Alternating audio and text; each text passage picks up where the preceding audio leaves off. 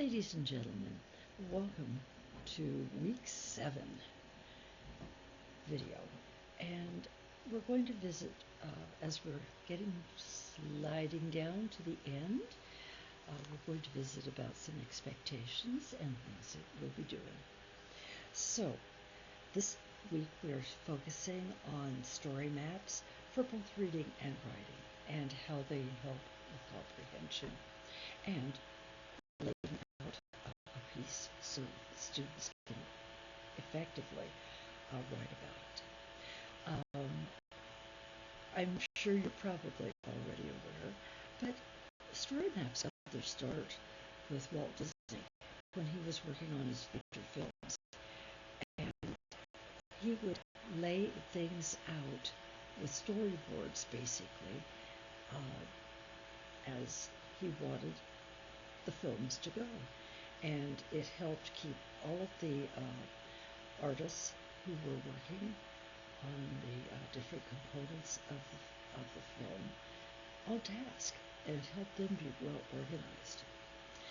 Now, how has Dr. Peterson used them?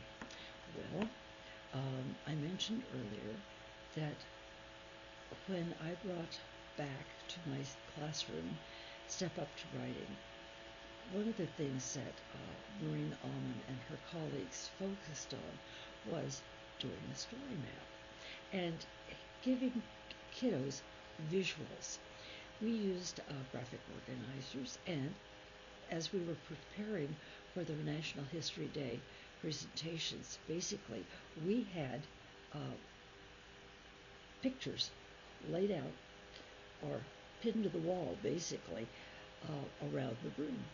And it really gave us a good way to have a visual on where we were headed. And I saw students more times than not going over, checking what their part of their presentation was going to look like, and then they went back and got right to work and did their part of it. This week we have the story map PDF, and I want you to enjoy reading Proust and the Squid by Marianne Wolfe. She's a very interesting presenter, and I got to facilitate for her one time at a conference, Brain and Learning Conference in San Francisco. She's quite the researcher, and I learned so much from her that day. But if you have a chance to go see this lady, I anticipate that you would really appreciate it. And do some of her reading of some of her work. She's very savvy. You'd like it. Okay, also, we're going to do the Zoom meeting, number 3. And during that particular meeting, I want you to come prepared with information about some of the different programs, writing programs, that you have seen in use in the schools where either you're teaching, or you are observing, or you're working as a para. Talk to us about the highlights, what you see that you like about it, and what's not so good about it.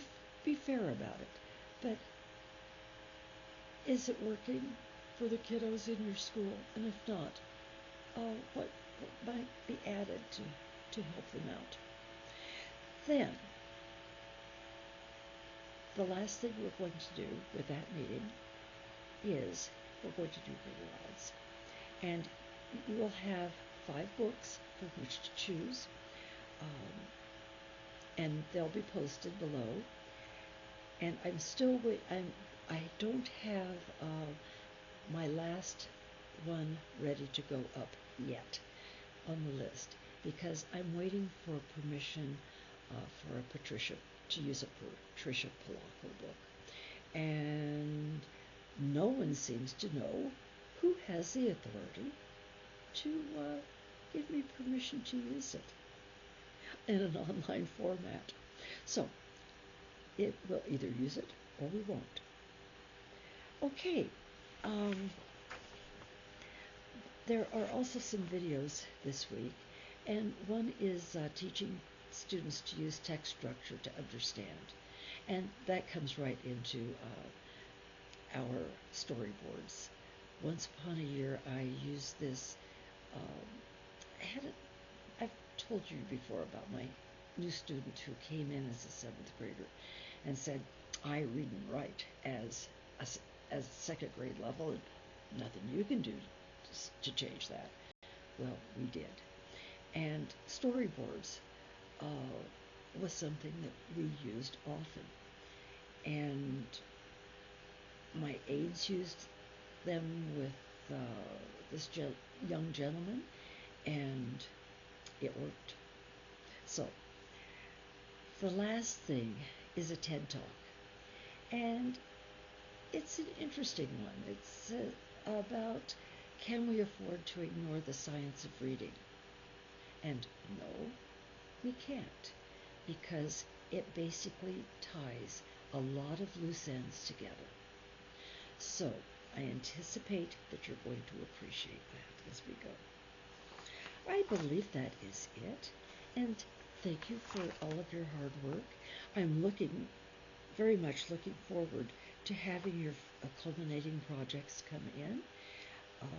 They are due May 6th at 11:59 p.m. Looking forward to seeing them and your thoughts on how you would teach the different topics that you have chosen.